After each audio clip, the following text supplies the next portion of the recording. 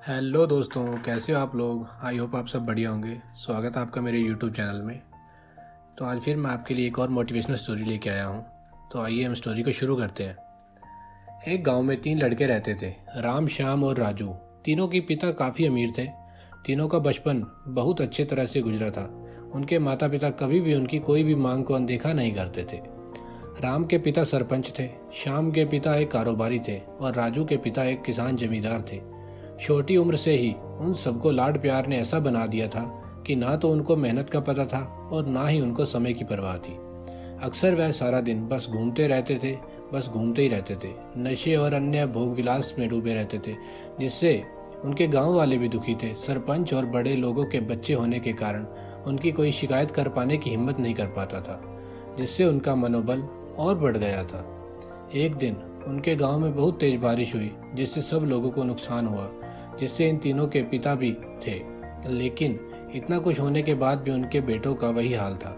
वो बस घूमते रहते, नशा करते, भोग विलास करते रहते थे। माँ बाप काफ़ी चिंतित रहा करते थे। ये तीनों भले ही कितने गंदे थे, लेकिन इन तीनों के अंदर एक खास बात थी जिसकी पहचान किसी को नहीं थी और उनको खुद को भी यह पता नहीं था। राम एक बहुत अच्छा नेता प्रतिपक्ष था, क्योंकि अपने पिता के पास रहते हुए उसको इसका काफ़ी ज्ञान हो गया था, क्योंकि उसके पिता सरपंच थे। श्याम भी इसी तरह से बिजनेस की समझ रखता था, क्योंकि उसके पिता एक कारोबारी थे। और राजू खेती का काम जानता था, क्योंकि उसके पिता जमींदार थे। पर अपनी गलत कामों की वजह से उन सब ने अपने इन टैलेंट पर ध्यान ही नहीं दिया, जो कि उसकी सबसे बड़ी कमजोरी थी। इस तरह से इनकी बदमाशियों को देखकर इनके पिता उन्हें सीख देने को सोची। तीनों पिताओं ने आपस में बात करी और उसका एक हल निकाला। तीनों पिताओं ने अपना अपना काम अपने अपने बेटों को सौंप दिया, जिससे उनको समय की कदर का पता लग सके। तीनों के पिता ने एक वसीयत बनाई, जिसमें यह लिखा था कि 1 वर्ष के अंदर इन तीनों को 10 लाख रुपए कमाकर देने होंगे, जो बिना किसी गलत काम करके कमाए गए हों। और तीनों को अलग अलग स्थान पर रहना था। इन तीनों को 5-5 लाख रुपए भी दिए गए, ताकि उसका अपना काम स्टार्ट करने में दिक्कत ना हो। पहले तो सब खुश हो गए कि हम आज़ाद हो गए, हमको पैसे मिल गए, और ऐसा सोच कर के इन्होंने फिर से काफ़ी समय मौज मस्ती करने में लगा दिया। इस तरह से 6 महीने बीत गए और इनकी काफ़ी सारा नुकसान भी हुआ। फिर एक दिन अचानक उनको एहसास हुआ कि अगर हम शर्त हार गए तो हम अपनी अपनी जायदाद खो बैठेंगे। धीरे धीरे उनकी चिंता बढ़ने लगी। एक दिन वो इसी उधेड़ धुन में एक पार्क में बैठे थे और कुछ डिस्कस कर रहे थे कि उनको एक छोटी सी लड़की मिली। वो फूल बेच रही थी और साथ में पढ़ भी रही थी। तीनों लोग उस लड़की के पास गए। तभी राम ने लड़की से बोला, बेटी आपकी उम्र क्या है? तो लड़की ने जवाब दिया कि मैं 12 साल की हूँ अंकल। इतना सुनते ही राम ने आचार्य से पूछा कि आप इतने छोटे होकर के खेल नहीं रहे हो? इस पर लड़की ने जवाब दिया कि मेरे पापा अब इस दुनिया में नहीं है और माता बीमार रहती है, इसलिए मैं ये काम करती हूँ। ये सुनकर राम ने अपना पर्स निकाला और उसके पास जो भी पैसे थे वो उस लड़की को देने लगा।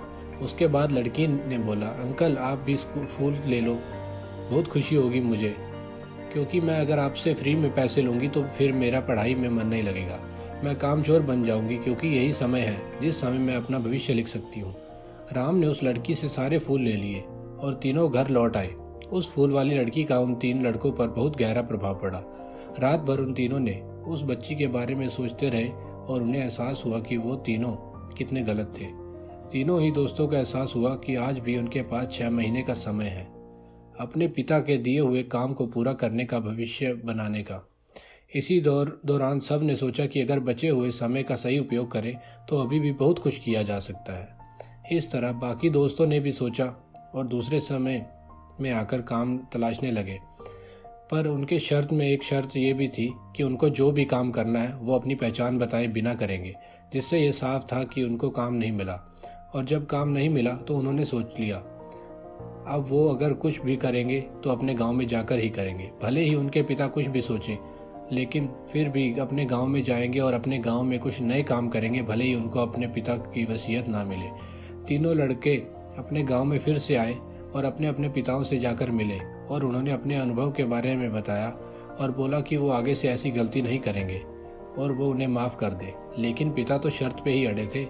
लड़कों को दया नहीं मिली। तीनों को फिर से दुख हुआ कि तीनों को अपनी गलती का एहसास होने के बाद भी उनके पिता उनका सपोर्ट नहीं कर रहे हैं। फिर वो रात भर सोचते रहे कि अब क्या किया जाए। तीनों मिलकर एक स्कीम निकाली। राम अपने मित्र के साथ में मिलकर लोगों की प्रॉब्लम को सुलझाने लगा, जिससे उसको गांव की समस्याओं का ज्ञान हुआ। इसी तरह श्याम भी गांव के विकास के लिए नए नए तरीके सीख गया और राजू को किसानों और बीजों का ज्ञान होने से उसको काफ़ी फायदा हुआ। तीनों ने मिलकर अपने अपने बाकी पैसों को सही ढंग से सही जगह लगाकर गांव को एक नया रूप दे दिया। उनकी कड़ी मेहनत से गांव के लोग क्या, दूसरे शहरों के लोग भी उनकी तारीफ करने लगे। उनका गांव तरक्की करने लगा। नई तकनीकों के कारण हर वर्ग के लोगों से उनका जुड़ाव होने लगा और एक समय आने के बाद उनको पिताओं ने उनको माफ़ कर दिया। इस तरह से दोस्तों उन तीनों को समय की कीमत का अंदाज़ा हुआ। पहले वो कितना समय बर्बाद कर रहे थे, लेकिन जब से उनके समय की कीमत का अंदाज़ा हुआ तब से उन्होंने समय को बर्बाद नहीं किया और काम करके पैसा कमाया, नाम कमाया और ये सीखा ईमानदारी से ज़िंदगी कैसे जीते हैं। दोस्तों कुल मिलाकर कहने का मतलब यही है कि आप सभी समय को बर्बाद ना करें। अगर समय अपने हाथ से निकल गया तो कुछ नहीं कर सकते, और हाँ, समय के पास इतना समय नहीं कि वो आपको दोबारा समय दे। समय बर्बाद करने का हजारों तरीका है, लेकिन आप ऐसा कोई तरीका चुनिए जो ज़िंदगी बदल दे, इस समाज की ज़िंदगी बदल दे, इस देश का भविष्य बदल दे। मुझे उम्मीद है कि आपको ये स्टोरी अच्छी लगी होगी।